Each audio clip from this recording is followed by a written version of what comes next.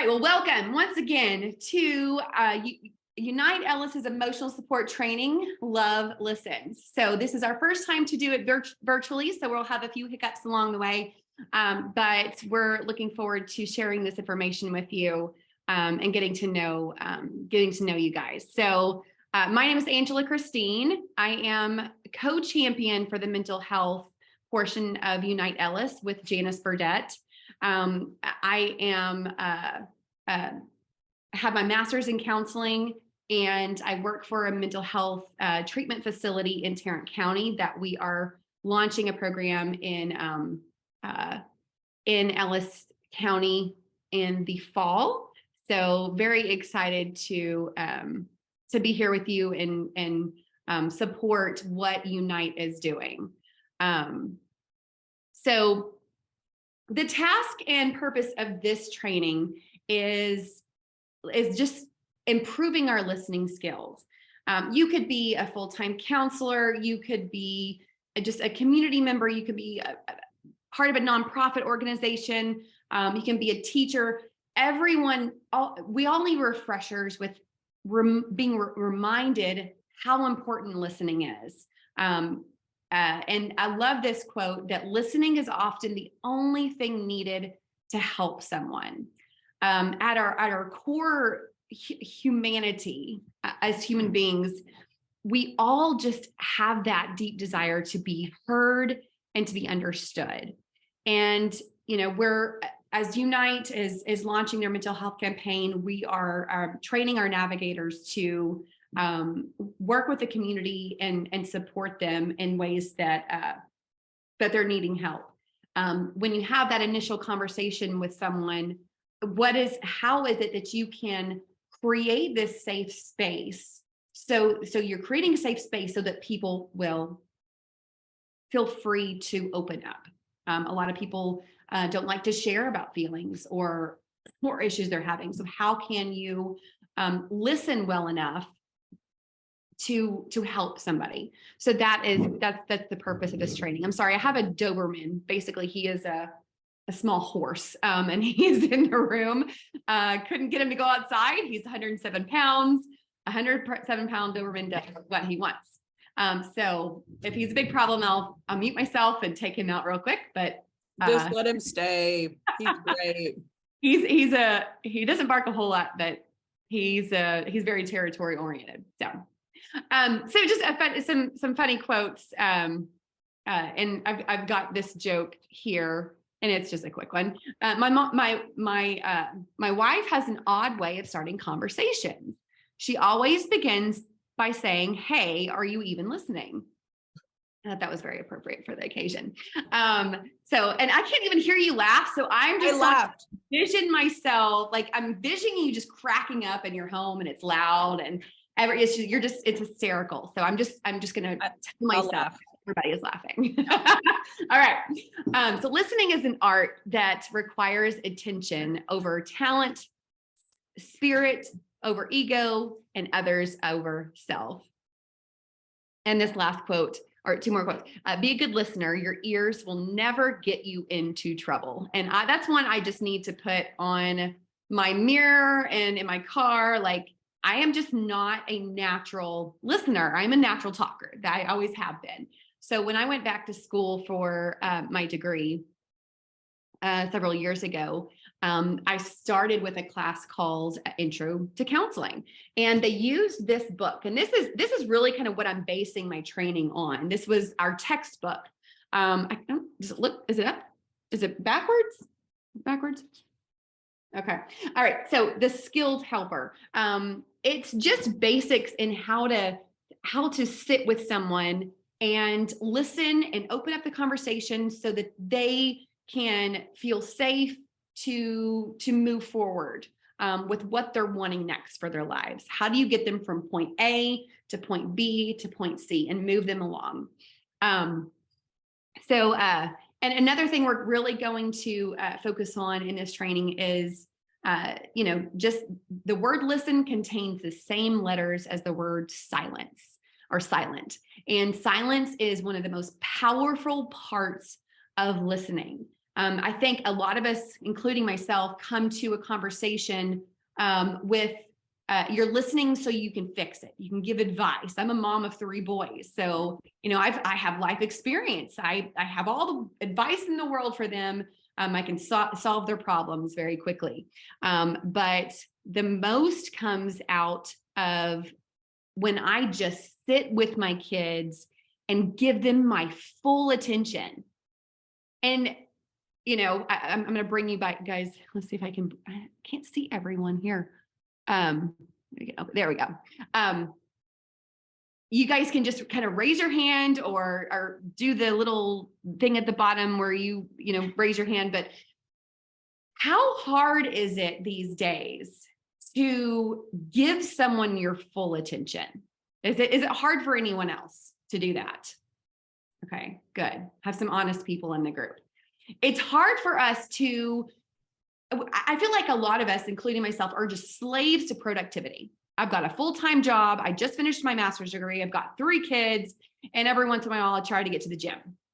I've got a lot going. And if I'm not productive, I don't feel like I'm accomplishing anything. I lose my sense of self-worth. So I'm constantly staying busy and multitasking. I'm a absolute multitasker. I try to do everything at once and overpack my schedule. But the most powerful thing we can give a person is silence. Just that space to be heard is incredibly powerful. So that's another thing that we're going to talk a lot about today. Champion. So again, my name's Angela Christine. These are my boys. Dawson is the oldest. Spencer is my theatrical one, and Dash is my soccer superstar. 10, 14, and 16. Like I said, I'm the mental health champion for Unite. I work for Mind Above Matter. I just finished my master's degree in counseling. I'll be walking next Friday. Whoop, whoop. So it's so exciting to be in school as an adult has been quite an adventure. And like I said, I'm not a natural listener. It's a skill, I think, that can absolutely be learned, and can be developed and can be perfected. And it's something that we need to practice a lot. So when Anna and I talked about this training, initially we wanted to bring something to the community, in a way of a training to emotionally support people in our community. We had looked at 8-hour trainings. We looked at some 6-hour trainings. We looked at 4-hour trainings. And we thought, if we only had 2 hours or less, what would we want our community to learn? And we talked about it, and we did a little kind of brainstorming, and we came up with, we wanted, to be a contributor in someone's lives, to empower the community to help others, to become skilled helpers. If you can't be a counselor, what are the core skills that a counselor would have that would create a safe space for communication? And that's to be better listeners. So we went with this charge of, we're going to teach our community, or not teach, because many of you are going to have much better listening skills than others, because that's just your natural personality. But if we could help people to have the conversation, get them to open up, get them to talk about where they want to go, and then help them in the next step, in the next phase of their lives. How could we do that in 2 hours in a training? So that's why we chose listening. So I want a few of you to be vulnerable now and come off mute, or maybe you want to do it in the chat. Maybe we could open up the chat. I want you to gauge your level of listening. How good of a listener are you? Do you feel like you're an expert? Hold on, let me find my screen again. Would you consider yourself an expert? Would you consider yourself good, fair, poor, or help? I feel like that's where I was when I first started my program. I did not feel like I was a good listener. So we have good-ish, We have fair to poor. Expert. We have an expert in the room. Good job, Isaac. Not an expert, but pretty good. Okay. Pretty good listeners. All right. I'm fair. Awesome. Goodish. I like that. Fair. Have to remind myself to let my ears catch up with my mouth. That's really good. I like that. Like good with strangers, poor with my husband. I totally get that. I'm in the same boat, Shelby. Yes, absolutely. I love that. Usually poor unless I feel like it's important. Don't ask me how I decided it's important. That's a very honest answer. I feel good, but after Sarah says, what? What? I didn't catch that until you said it. That's really good. That was so funny. Huh? What'd you say?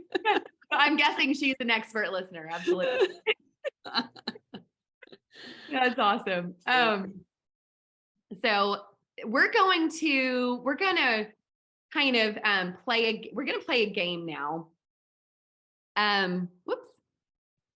And it's called, get out of the chat here. It's called speed helping. Okay. So here's how it's going to work. In a big group, we do this very differently than we're going to do it virtually. So we're going to, there's some rules to follow. Stop sharing here. So here's how it's going to work. I'm going to break you guys up into breakout rooms. So you're going to be in a group with 5 other people. So you're going to have 7 minutes in your room, and when you get in the room, you're going to have 1 minute to kind of organize yourselves. So I want you to pick the person that's going to go first, and you're just going to get to know that person as much as you can in 1 minute. There's no questions that need to be asked. It's not a list of questions. It's just, I call it grocery shop listening. So you're in the grocery store and you have 1 minute to talk to someone. Maybe it's somebody in front of you. And you're just gonna get to know them as much as you can. So it's like speed dating, right? So it's speed friending, but it's speed dating. Okay. So you're gonna have 1 minute. So that first person's gonna start, and you're going to just choose someone in the room to talk to. It doesn't matter who it is. After a minute, I'll come through with a message or a voice message that says, okay, switch. Then the person that person was asking the questions to, you are going to pick another person in your group and ask them questions. After the second minute, they're going to take over. Does that make sense? Raise your hand if it makes sense. So I'm going to break you guys out to your rooms. It's going to automatically bring you back in 7 minutes. You'll hear my voice and see messages when it's time to switch. Okay. Hey, welcome back, everyone. How was it? It was good. You're all on mute. Okay, it was good. I heard. All right, now I'm going to switch it up a little bit. So this is going to be smaller groups. You're going to have 3 or 4 in your group. You're going to have 4 minutes total. But here's the caveat. You're only going to have 30 seconds to get to know them. Okay. So hopefully you're with different people. If you're with the same people, come back into the lobby and I will move you to a different room because I want it to be different people entirely. Okay. So you're doing the same thing, but only have 30 minutes or 30 seconds. 30 seconds. 30 seconds. 30. Here they come. Come back to it. Welcome back. Welcome back. We missed y'all. All right. Okay. How was the energy for 30 seconds? Was it a little anxious? Awkward. Okay. Good. Okay. So how did you guys feel when I threw a wrench in it and said 15 seconds? I can't form a thought in 15 seconds. It takes me longer than that to open my mouth. So kind of gave up at that point. Yeah. Kind of gave up. Yeah. Out the window. I'm done. Yeah. Okay. So a little bit chaotic, a little bit stressful. Okay, good. The whole intention of that was to create stress on you guys. So if you feel stressed out, I did my job. In person, I can hear the intensity. So if we started out 1 minute, it's chaotic. So we have everybody in the room, everybody's talking and you're over talking someone. And then I cut it to 45 seconds or 30 seconds and it gets louder and it gets more chaotic and everybody's panicking. And my introverts are like running for the door. And then I cut it to 15 seconds and like, it is total mass chaos. And they're like, what? Yeah, exactly what you felt. It's how it is in a room, but you can feel the energy because you have, 25 people talking over each other. So the whole idea was just to experience kind of grocery shopping listening. Okay. Just speed friending, speed helping. So tell me, because wasn't in your room, so you can come off mute or put it in the chat. What kinds of questions were you guys asking? Oh, we're recording. Okay. Where do you work? Where you work. Okay. Asked about families. About what families? Families, yes. Families. Okay. Yep. What are Work. your hobbies? Hobbies. Where do you live? Okay. Motivated you to be here. That's good. Okay. Number of children. Number of kids. Okay. Okay. What are your pets? Pets. Okay. Pets are family too. What are you passionate about, or what brings you joy? Impactful life event. Wow. Oh, y'all went deep there. Yeah. What's your Favorite wish color? list? Wow. Couldn't get off mute. What's your favorite dance? That's good. That's Pretty much improvising. proud of. Wow. You guys actually went a lot deeper than we typically see in the other trainings. That's good. Pretty much our conversations are family, work, hobbies. What do you do for a living? How many kids do you have? Where do you go to church? Just like very basic questions. So the ones who went a little bit deeper, very impressive that you put that out there so quickly. So we're going to have another exercise now, and I'm going to put you in groups of just 2 people. Okay. So 2 people. So it's gonna be you and another person. So this is called objective listening. Okay. So in this exercise, I'm going to give you a list of questions. You're going to have 3 minutes to ask the person these questions. You're going to try to get through as many of these questions as you can. Okay. So objective listening, you're listening to fill out a form. You may take notes. Okay. What I will say is you're going to be introducing them. Okay. So this is just one person asking and one person talking. Okay. So you have an interviewer, or you have the interviewer and the speaker. Okay. So I'm going to give you about 30 seconds at the beginning. No, we'll just start at 3 minutes total. So decide who's going to be the questioner, who's going to be the person answering the questions. This is your list of questions that you're going to be getting through. So they're in the chat. They're also here if you want to do a screenshot to remember them. Or take a picture of them. Take a picture of them with your phone, however it works best for you. You're going to get through those questions. So, I just Ooh, look at them all come back. So fun to watch the screen. Hey, everyone. Hey, y'all, did I get blurry? Yes. Huh. Did anybody meet a new friend? No, I but did. You already knew him. Oh no, that's It's cheating. okay. That's okay. That's all right. I don't know why I'm blurry right now. And you're a little frozen now, but we can still hear you. So keep going. There you go. Okay.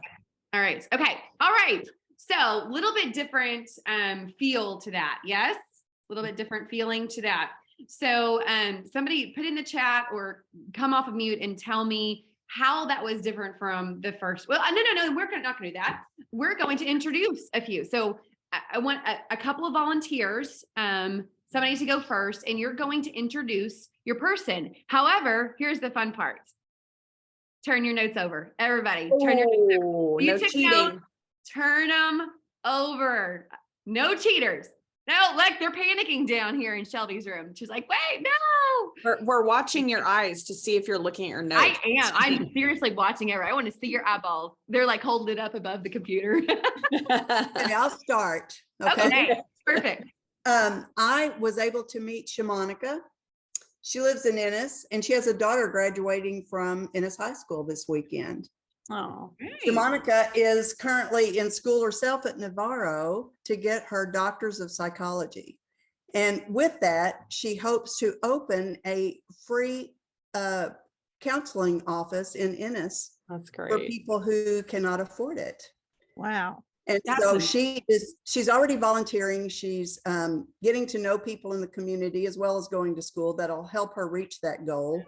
The thing that scares her the most is public speaking, but she is a lady of faith. And so she is just praying through that fear and moving forward. Amazing. So cool. Good job. And you did that with no notes, right? No notes. Go Sharon. There they All are. right. Yay! All right, who wants to go next? I'll go next so I don't forget. I met the precious Danny in here. If you see her beautiful face, and her unique name actually comes from her dad, who didn't like her given name, and so started calling her Danny, and it has been that way ever since childhood. And she has 2 kiddos she adores, and is actually the only living person in her immediate family, but enjoys relationship with all of her nieces, great nieces, and has a new baby niece that just came to the world, and she's excited about. Has a son that lives in Midlothian, a daughter in Arkansas. Oh, She's shaking her head. okay.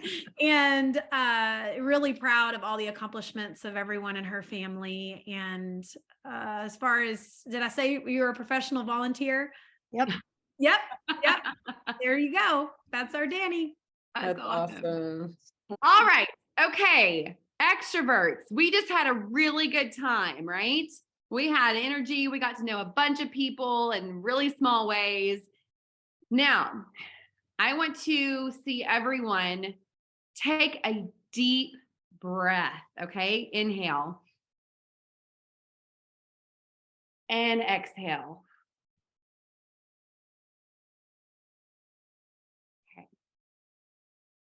So this is the really interesting part of this experiment.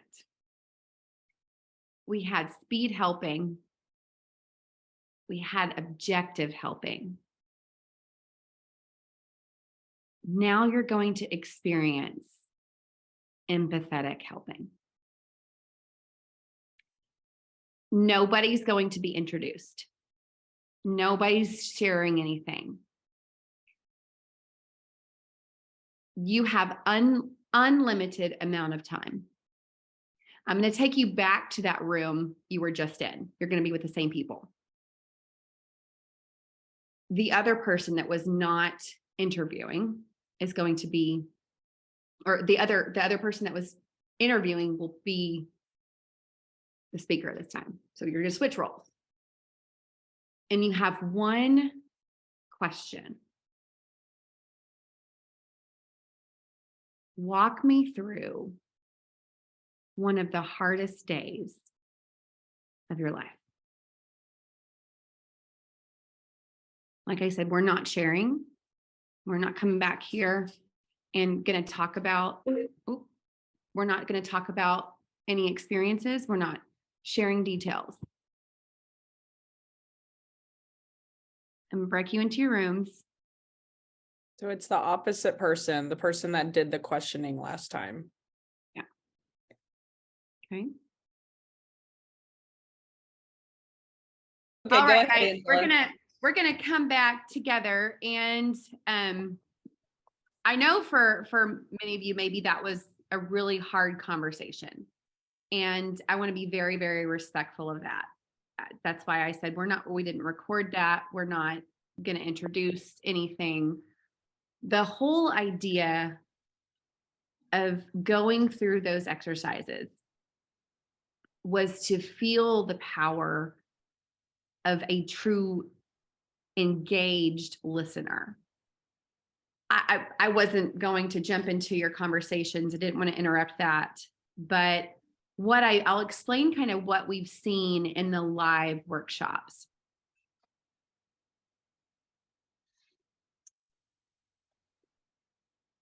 I want you to think about, and you can write in the chat, how did it feel as a helper, which was the interviewer, or an explorer? So the explorer is the person that's being interviewed. You're the talker. What was the energy like in those different groups? You know, the speed helping, the energy was high, objective helping. You have a list to go through. So you're trying to fill in a document. How was the empathetic listening different for you guys? What were your feelings during that time? How was it different? That's somebody in the chat. There we go. You felt more comfortable in that environment. Way better connection. Yes. What else? Empathetic listening was way more intense. Intense is a good word because we were one-on-one. We could spend more time speaking to each other, less superficial. Good. The pressure of knowing we were going to report made just getting through the questions more important. Absolutely. You had a purpose of what you were trying to get to. Felt like the person was really paying attention. Yes.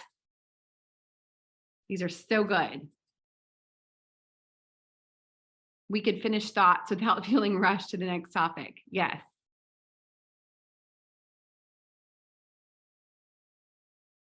All very good. The empathetic listening was nothing short of a God-ordained connection. The person who shared their worst day offered hope to the one that was listening because they needed encouragement for what they are going through. Wow. Very good perspective.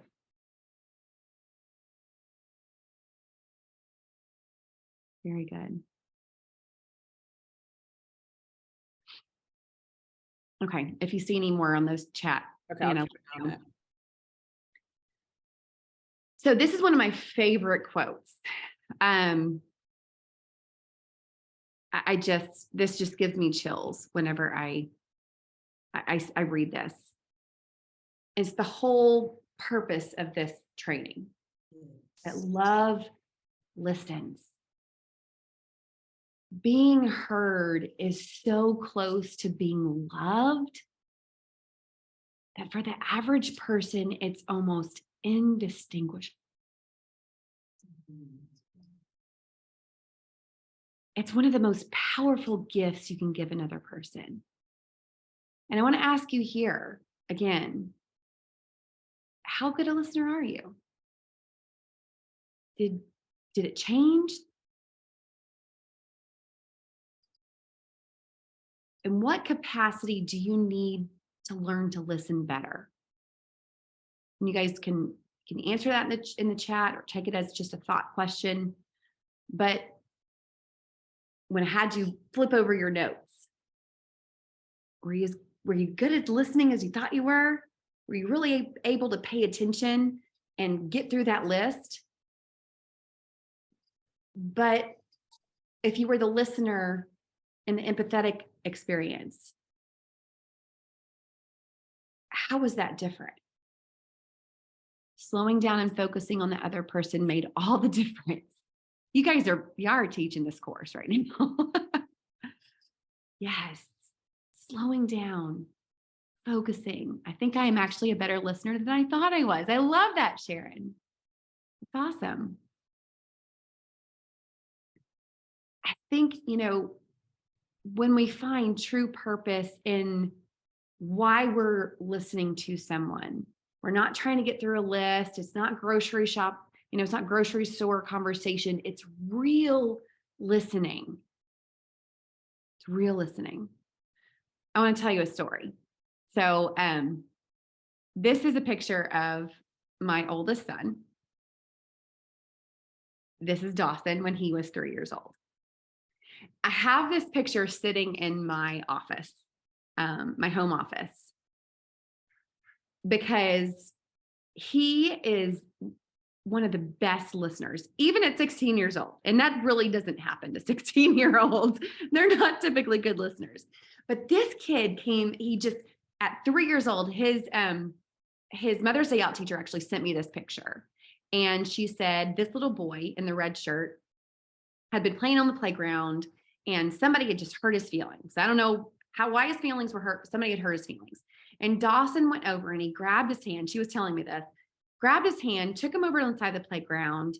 And I want you to look at his posture. His open hand. He's leaned in to that little boy. That other kid is leaned into him. They're experiencing true listening, empathetic listening. That is what listening is all about. One of the very first things I learned, and I absolutely love this, and it was so impactful for me. You can see the 80-20 I wrote on this picture, 80/20. And that's kind of the standard for being a skilled helper, is that helping is 80% listening and 20% talking. 80-20. So if you only have 20% of the conversation that you're going to be able to talk, you've got to make really good use of your time. But to create that space, to create that trust, and in our last workshop, somebody gave one of the most powerful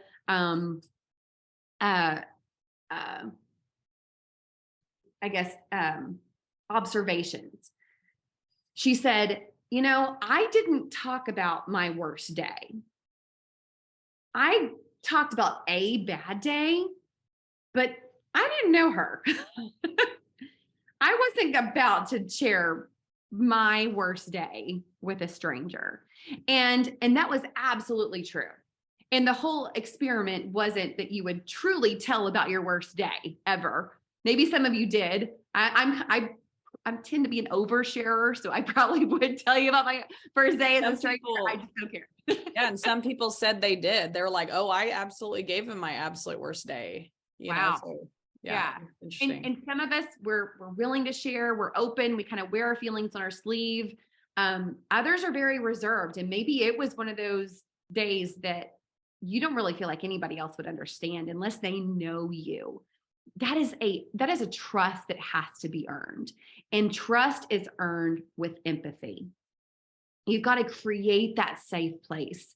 And trust is, what do they say? Trust, it takes, years and years and years to develop or earn.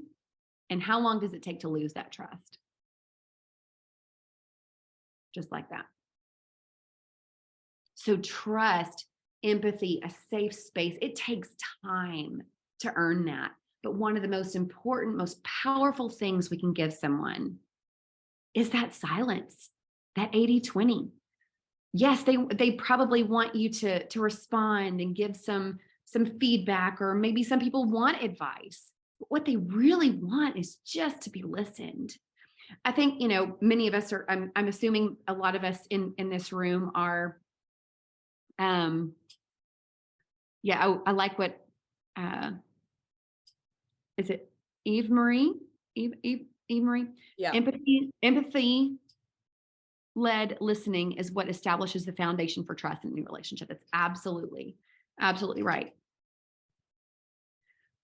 And I want to establish something right here. And this is really, really important for you guys to understand. We aren't here to fix people. Okay? I want to show you something that I have on my wall. This is something that was really hard for me to learn, and it took reading a few books to really understand it. And I don't know if it's backwards. Is it backwards for you guys?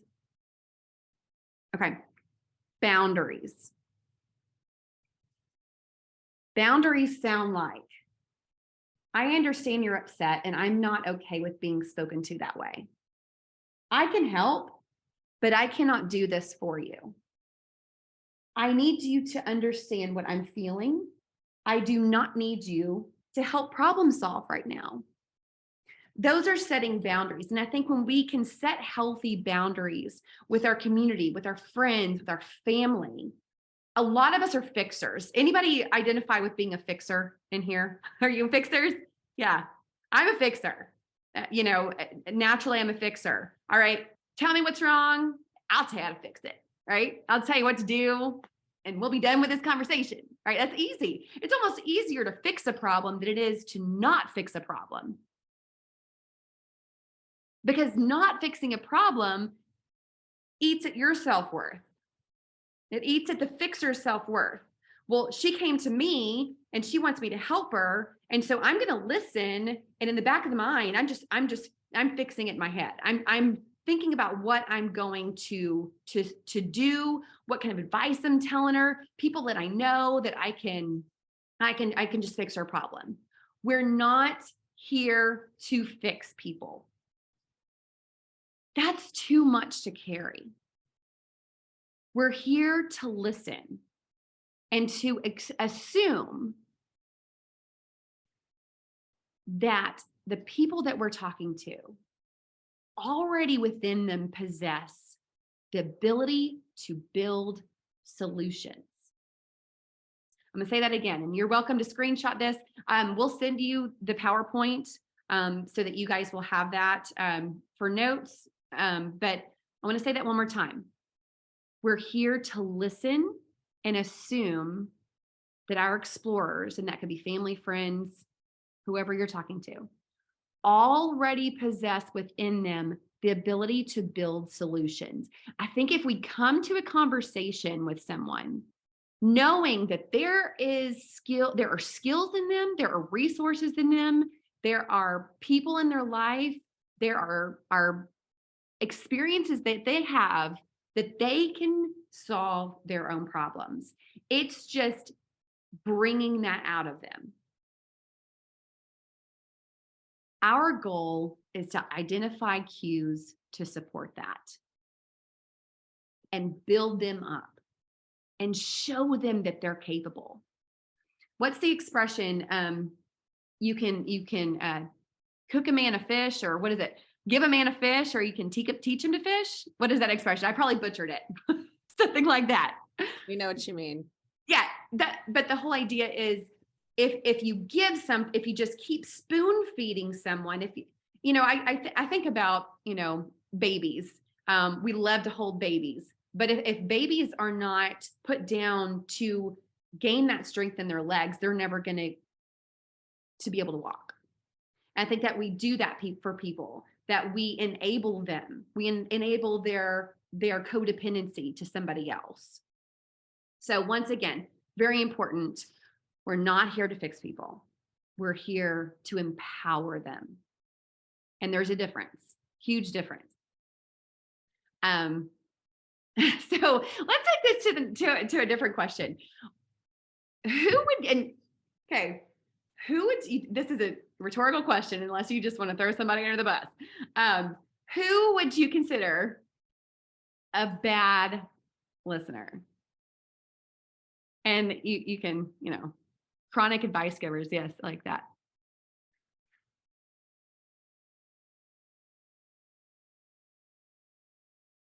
Multitaskers, when I'm in a hurry, people tell their story as there's an opening. Oh, you're just waiting to input your story. Oh, well, that happened to me.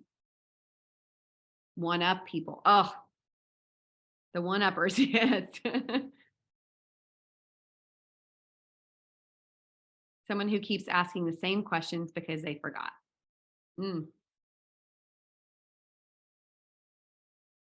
My people with an AirPod on. Oh my goodness gracious, yes. I have to pull those things out of my kids' ears. My mom, I'm not throwing her under the bus, but she's not the greatest listener. But I'll tell you why. Back in December, my mom experienced a ruptured aneurysm, and her brain functioning changed. And so when we talk, I get so frustrated with her sometimes because she keeps asking the same questions. I'm like, Mom, I just said that. And I have to think to myself, her brain is different. That is not my mom not listening, her brain can't function like it used to. But I get so frustrated whenever she keeps asking the same questions over and over. It's not that she's a good listener. It was her brain was changed. Listening only to justify bad behaviors. Ugh. Yes.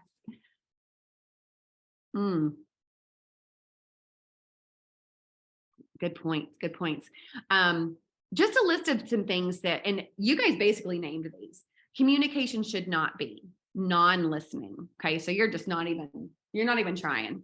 Partial listening, which you talked about, the multitasking. You're doing something, but you're kind of halfway listening, but you're a multitasker. Tape recorder listening. So you're just you're pretending like you're listening. So you just kind of repeat the same thing the person says, but you're not really fully engaged. Rehearsing. That's when you're thinking in your mind, what am I going to say after this? How am I going to give my best advice? What story am I going to tell to help encourage them? My dad, we call him the valedictorian of Encourage University, because he likes to, he's a fixer, y'all, 100%. And he will tell you, he's there to fix it. So he starts his conversation with, let me encourage you. I said, Dad, you're not encouraging me. You're give me advice. He's like, no, I'm just trying to encourage you. I'm like, no, you're trying to tell me what to do. I'm a 41-year-old woman. I'm figuring this out on my own. I'm good, but you can be my dad. But you'd have to realize that I'm not going to take your advice, or I may not. Usually it's pretty good. Don't tell him I said that. Listening for ammunition. Okay. I think couples in distress, it's really hard for them to engage in listening without trying to kind of the one-uppers, or just combat something. They're just wanting to fight. They're looking for something to fight about. And then of course, listening to fix. I love this. Because we have to talk about our posture, listening with your eyes. And in Authority on Nonverbal Language says that 55% of the message meaning is nonverbal. 38% is indicated by tone of voice, and 7%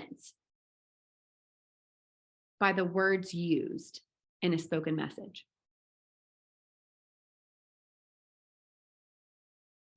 Few people know how to listen with their eyes. Few people know what a tapping foot might mean, or facial expression. But this body language, this nonverbal language, reveals the key feelings behind the words.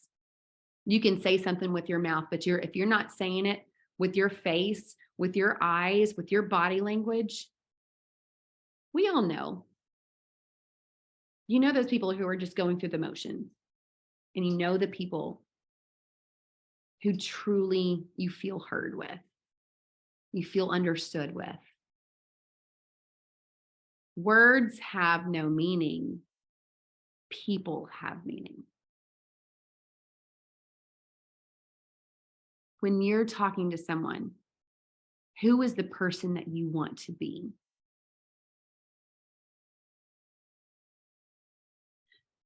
So we have about 30 minutes left, and I want to get through some real practical information, some skills, some tools for your toolbox, because we want to move a conversation from not just listening. Okay, let's say we have a 15, 30 minute, an hour conversation with somebody. There's something called solutions focused therapy, and it's basically brief counseling. So it's like a pastoral counseling, or school counselors. It's a solution focused approach to counseling. So I want to kind of go through these stages. So stage one, we've talked about. This is pretty much what we have spent an hour and a half experiencing and talking about. Stage one is the current picture. So when you come to a conversation, you open up the conversation, you open up the space, they're going to talk about their current picture. They're going to talk about their stories. They're going to talk about their feelings. They're going to show emotion. We want to move them into a place, the stage 2, of identifying their preferred picture. Okay. Stage 3, we want to move them into the third stage, which is the way forward. How do I get what I want? What are the strategies? What do you see in me that I already possess that might be a resource to me? You're identifying that in them. You're empowering them. You're noticing things about them that they can't see with themselves. I was talking to my coworker today. We were working in Keller today, and we do a lot of marketing, so we're business development, and so we were going in and out places. So in between drops, we were having conversations, and I was kind of venting a little bit. We've been friends for a long time, and I was telling her about this current relationship that I'm in, and how I just, I'm telling her all this, and she's like, Angela, and she, like I said, good friend, probably not the best way to say this to everybody, but she said, Angela, if you say that again, I'm going to punch you in your face. That's a good friend. Good friends can say that, because she saw in me something that I can't see in myself. She saw me overthinking things. She saw me underestimating something that I didn't think was there. And good friends can call, when you created that safe space and you've built that empathy, you've built that trust, you can say hard things to people. You cannot do that until they trust you. They will not listen. One of my favorite quotes is, people don't care how much you know until they know how much you care. You guys have probably heard that somewhere before. They don't care how much you know until they know how much you care. So, becoming a skilled helper. Number 1, essential communication skills. Let's talk about, I'm going to skip this one. Good listeners, because we already talked about that. I want to talk about the unhurried posture. Y'all, I'm terrible at this. I really have to focus on being unhurried. I'm a slave to productivity, like I said. I don't sit still. My mom is always on me for that. Angela, you need to slow down. Well, I come from 2 parents who never slowed down and still don't slow down. So the example was set for this hurried posture, slave to productivity, multitasker. I want you to think back to when we broke you up into that last experience. If you were the listener, how did the posture of the speaker change? I'll tell you kind of what I've seen in our other trainings. When I first would say, and I even saw this on Zoom, when I first gave the assignment of walk me through one of the worst days of your life, in all the trainings, it doesn't matter who it was, this is what I saw of the speaker.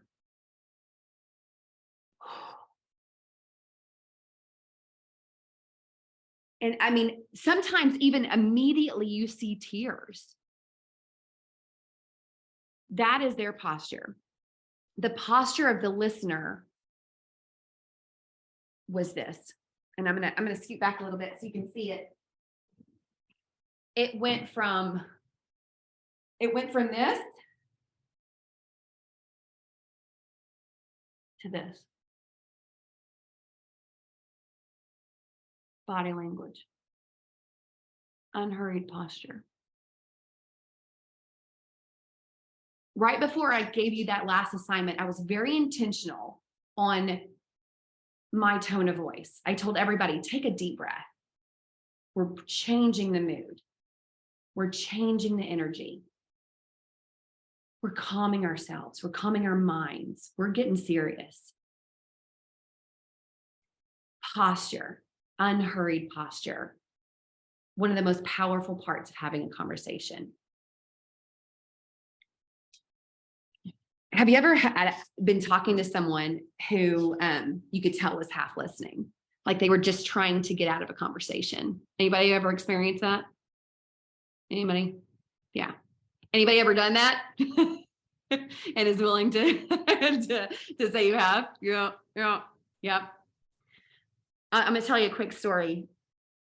My 16-year-old came up to me a few weeks ago, and I was in my room and I was getting ready for bed, and just doing all the things, getting the kids ready to go to bed, and shutting down the house for the night. He comes into my room and he says, "Mom, can I talk to you for a minute?" Like, sure, absolutely. So I kind of flopped down on the couch and put my feet up, and I'm like, "What's up, Doss?" And he stopped me and he said, "Mom, I need you to be, I want to talk to you like you are my counselor instead of my mom." Immediately, I sat up. I turned to him. I focused because I knew what he was talking about. Mom is busy. Mom is the fixer. Mom is the one that's going to tell you what to do and establish boundaries and punishment whenever things don't go the right way. He didn't need mom right there. He needed counselor mom. He needed to be listened to and heard, and me not try to fix it. So my entire body language changed when I knew what he was asking for. He's very, very intuitive for a teenage boy to ask for that.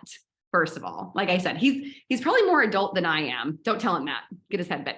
But most days, I mean, he just is. It's just natural for him. So the unhurried posture. What does that look like? The posture of how we experience those three types of listening were very different. Yes, did y'all experience that?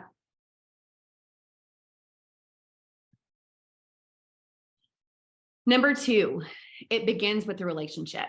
And we've talked about this. I'm not going to spend a whole lot of time on it, but 5 major values in a helping relationship: respect, empathy, appreciation, empowerment, and action.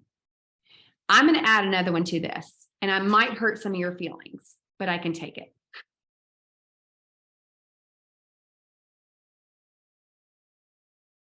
In a lot of situations,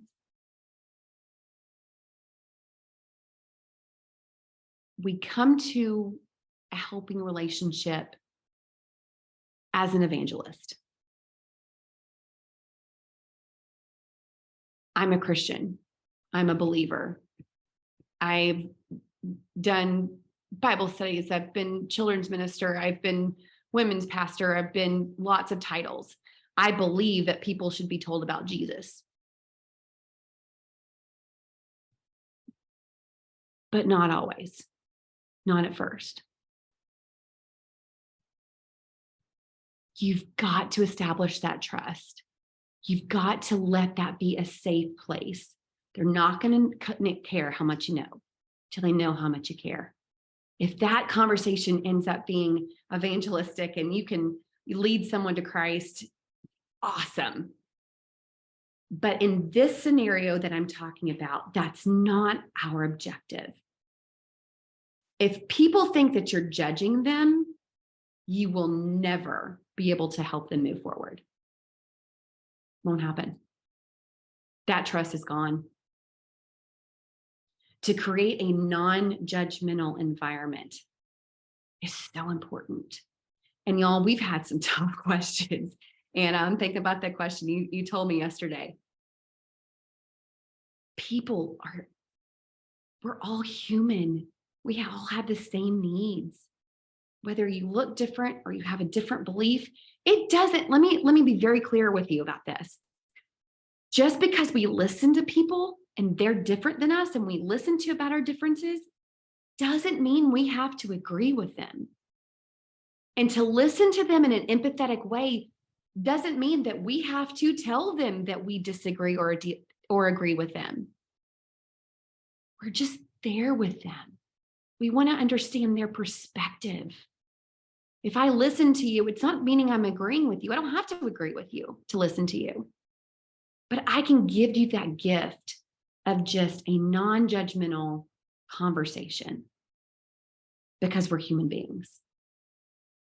And I think, especially conservative Christians, like I said, from Texas, love Texas, Bible Belt.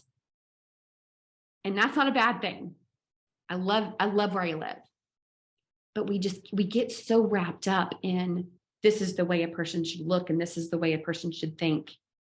When we are helping, we have to set that aside. In that conversation, we have to become unbiased. Once again, we don't have to agree with them. But you also don't have to disagree. Let yourself be open to just listen and understand. Because for most people, that's their biggest need. And I Sorry. think, well, Yeah. I just to add to that, I think that's a lot of reason why people don't open up to others sometimes.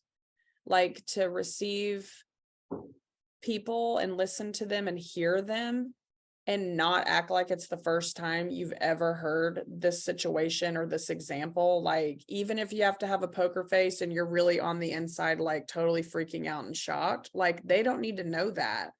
And so to truly walk alongside people, like in the grittiness of life, it does require what Angela's talking about. And I think that was one of the most freeing things for me, is to be told like, hey, I don't have to agree with that decision you just made. I don't have to condone it. I don't have to fix it. I can just listen, ask, hey, how'd that work out? And, oh, I'm so sorry that didn't go the way you were hoping for. And that's it. Like, I don't have to go in and beat them in the face with the Bible and lecture them and point out their mistakes or whatever, because they know, so anyways, I think that's a really important part. Absolutely. Thank you for adding that to it. So active listening, and what we're talking about, what Anna was just modeling was reflective listening. It's moving the conversation in the way that is going to be helpful to the speaker. Okay. So when you come to a conversation, you're having a conversation, there's two ways we can ask questions. The wrong way is out of curiosity. Okay. Let me explain. I saw some eyeballs. We're not curious. We're not asking questions because we're curious. We're putting together the puzzle of a person.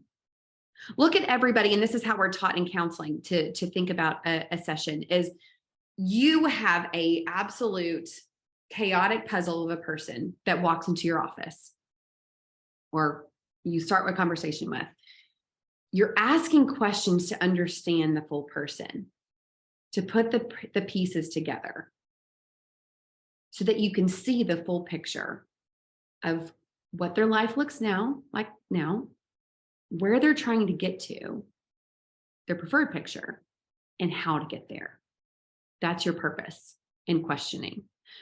Questioning could really, we have 15 minutes. I could spend probably another 2 hours on questioning, on asking real questions that are going to make progress and movement. But we're going to have the simplified version of that, because I want you to have those tools in your tool belt to move forward. So active listening, another part of that posture, the solar theory. This is just something that we're taught in our classes, just to kind of help demonstrate that posture. So the S stands for squarely. So first of all, whenever I talked to Dawson, when he came up to me, I squared myself with him. And if you've ever been in a situation where you're in a counseling session, the counselor, you might notice, is sitting square to you. They're not here. They're not here. They are here. My personal counselor never crosses her legs, never crosses her feet. She sits upright in a chair, hands in lap. She's very, very aware of herself.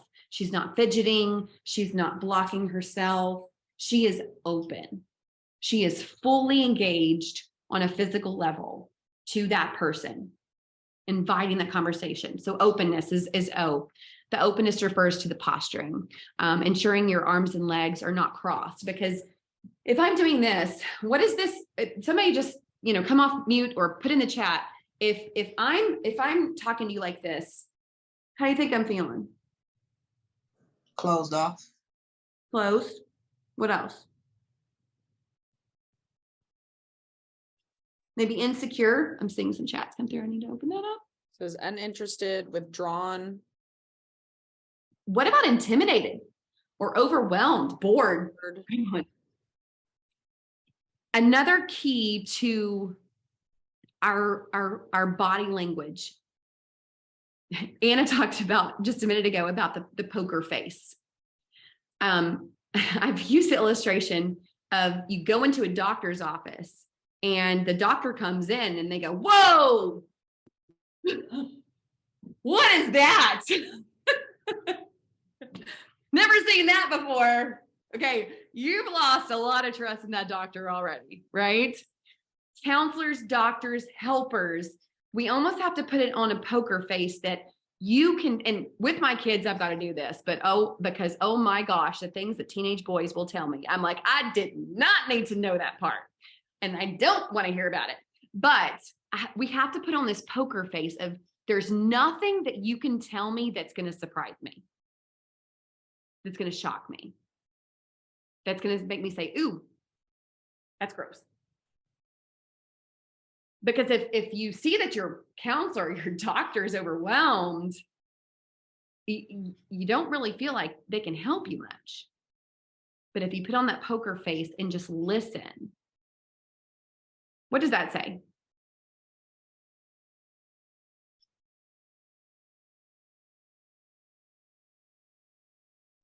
Just with your eyes, right? Facial expressions, much more powerful than words sometimes. So openness, lean. Now the lean, we talked about the body language of our listeners. They put down their notes. They leaned in. I will tell you, every single person that did this live experiment, this was them. Automatically. Didn't take training, didn't take anything. What it took was you have no time limit and all you're going to do is listen. So it put them in a focus of, I don't have to fix it. I'm not here to judge. I'm just here to listen. It's almost freeing yourself. You're just here to listen to it. So leaning in, showing that you're engaged. It's very appropriate to lean back and relax.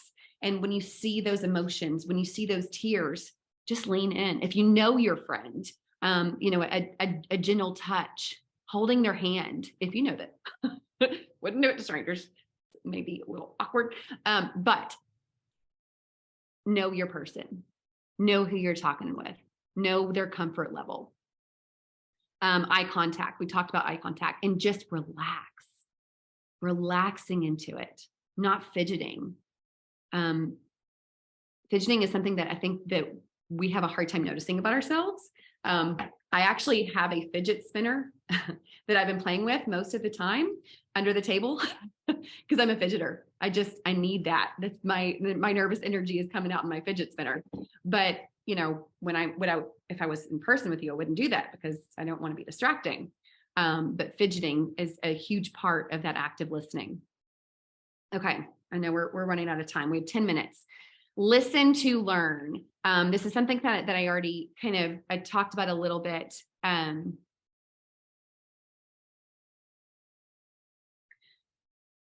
We want them to teach us their experience. Like I said, we don't have to agree or condone it. Listen without judgment. Listen in our wise mind or our frontal lobe. When most of the time when we're in a helping situation and maybe someone's going through a crisis or grief or a trauma, they are not able, and I know, where's my psychologist in the room? Shamanika, was that you? Were you? Yes, Yes. So she could probably preach about this a lot better than I can, but the brain is fantastic. I talk to my kids whenever I'm emoting, when I have intense feelings, and I said, I'm sorry, I'm in my lizard brain right now, and I'm trying to get to my rational brain. And they know what I'm talking about. I'm in my amygdala. I'm in my emotional brain. I need to get into my frontal lobe for me to be able to think clearly. So think of yourself as being their frontal lobe. If they're really highly emotional, they're not going to be able to make good decisions.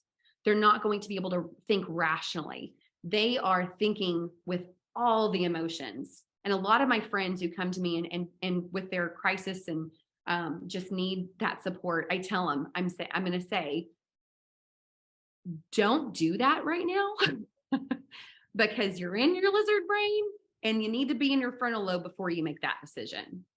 Or let me be your rational brain for you temporarily, because you're going to get there. You're going to get back into it. So that's what we talk about, our wise mind. That's our rational brain. That's our thinking brain. Responding with empathy. I won't sit too long on this, but the single most powerful part of a conversation, because we talked about it, is to feel heard, validated, and understood. And this is just a little graphic here. Sympathy versus empathy. Sympathy versus empathy. Sympathy is to acknowledge that someone is distressed. I'm sorry for your loss. Very, very important. Sympathy is very important. Empathy is much deeper. To actually understand how someone is feeling, whether that's you've gone through it or you can just experience it with them. Now, experiencing with them doesn't mean that you have to feel the same emotions as them. It's being willing to sit with them in their emotions. There's a graph. I need to find that graphic.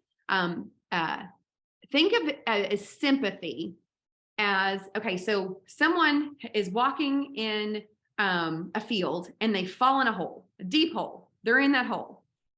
The sympathetic person will walk by and look down in that hole and say, huh, you're in a hole. I'm sorry you're in a hole. You want a sandwich? Right? Throw them a sandwich, and they move on. That's sympathy. Oh, you're acknowledging their distress. You're in a hole. Empathy is being with them in that hole. Maybe it's crawling down with them in that hole. Doesn't mean you have to experience it the same way they are, but you get down in the hole with them and you feel it with them as much as you can. You don't have to have experienced the same thing, but you can be there with them. Silence. We've talked about the power of silence.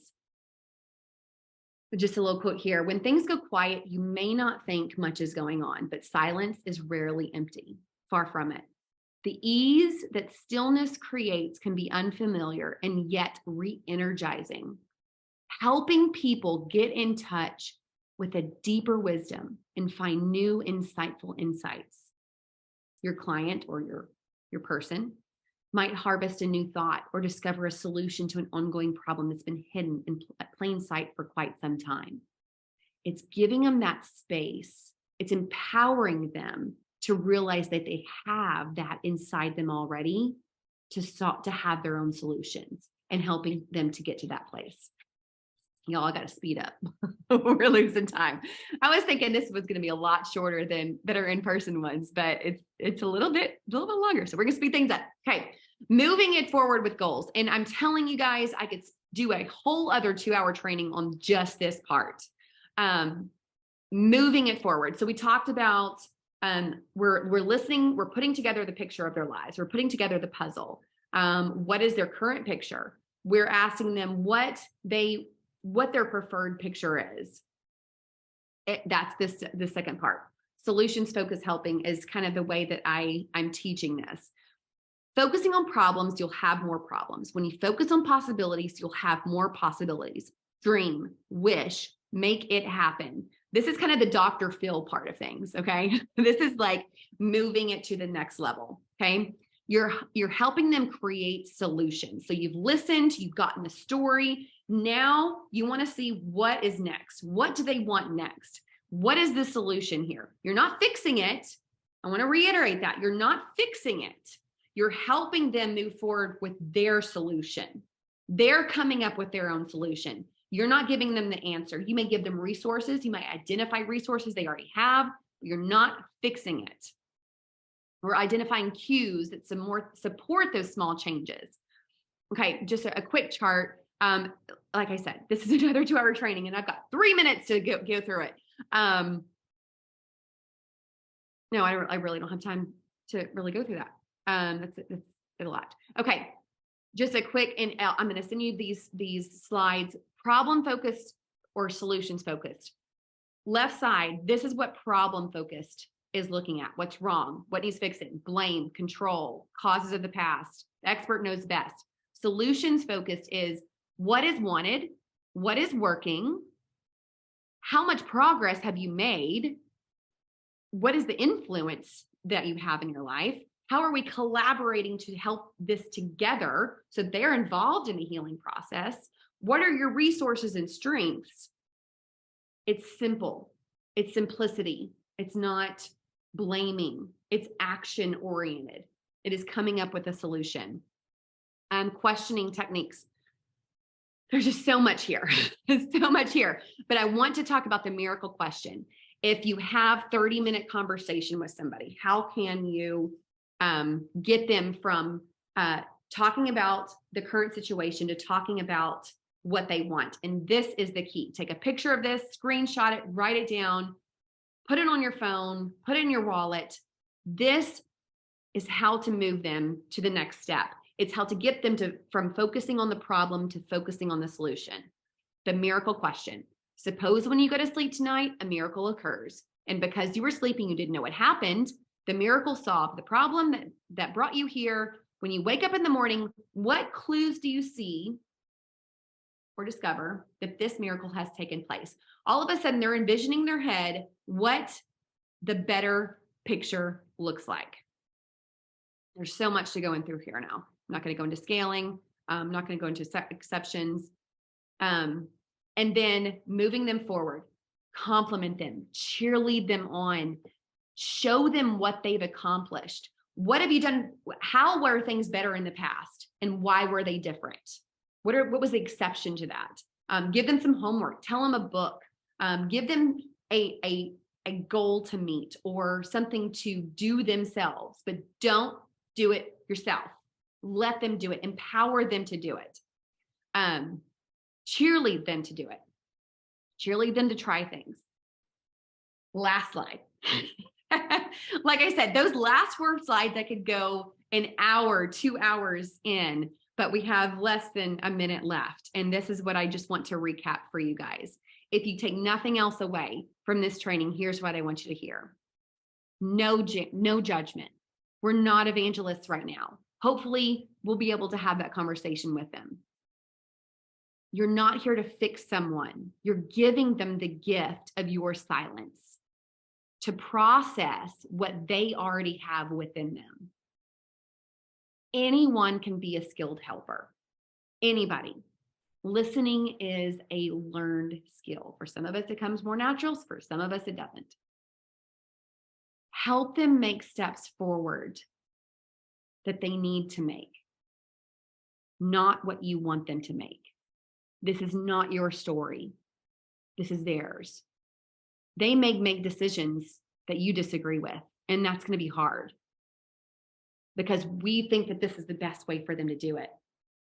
But if we help empower them to create their own story, that they have the solutions, that is our purpose. Thank you guys so much for sticking with me. Okay, 301, not too terribly bad. We got through it. I'd love to have some time for questions afterwards if you want to stay on. I know some of you are very busy. You need to get to your next thing, but Anna, I'm going to let you close out our session. And if you want to stick around and chat, have questions, thoughts, I'd love to stick around. Yeah, so let me just say a couple things. First of all, Angela, thank you. I've been through this now 4 times and I'm always wanting more. Like, dude, like stop on that slide and tell me more.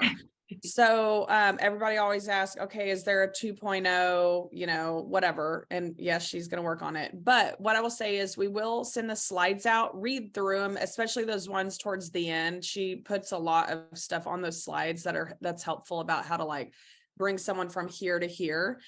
But one thing I want to point out and just make sure y'all know before you get off the call, if you do not know what Unite Ellis is, we're maybe a year old, a little over, just a massive collaboration of entities that are working together to do good for our community, and that's cross-sector. And all of these, oh, Angela, do you want to talk about that? No, I'm just going to put it in the chat. Okay. Oh, she's putting a book in the chat. Anyways, long story short, one of the things that was identified when we first started working in this big network of people is mental health. And so we have a mental health team that meets every month to brainstorm, like, what are we doing in the county? How do we move the conversation forward? Out of that team came the idea of doing a mental health marketing campaign, which launched that they came up with that idea last July, and it was launched 2 days ago. So if you might start recognizing, these are some of our posters. It's all about being filter free. And if you can, you know, find the Facebook page, I'll put it online, find the Facebook page, follow it, help us share that information. But long story short, and some of you are here on this call for this reason, but the way this campaign works is anybody in our county that reaches out and responds to these ads, they first go to a mental health team, they equip them with professional resources, and then they're like, hey, you're in Waxahachie, do you want to get connected with someone in your area? And they say, oh, sure. And then that comes back to Unite's team. And Unite's team is there to do everything that Angela just described. Not a mental health professional, just a person to be there to love on them, to listen to them, help them connect further in the community and so forth. So if this is something that you are interested in, if you're, you know, for those of you, several of you are already like finishing this process, but I am doing a navigator training and I sent emails to every one of you with a calendar invite for next Wednesday, but we are in need of more navigators, especially guys. But part 1 of that training is this session and part 2 of it is what's going on next Wednesday. So shoot me an email or let me know if you are more interested in that, and I can get you all signed up. Okay, if you need to go. Thank you for being on. We'll follow up with an email. And if you have questions for Angela or want to talk about anything, stay on and we'll still be here on the screen. Thanks, everyone.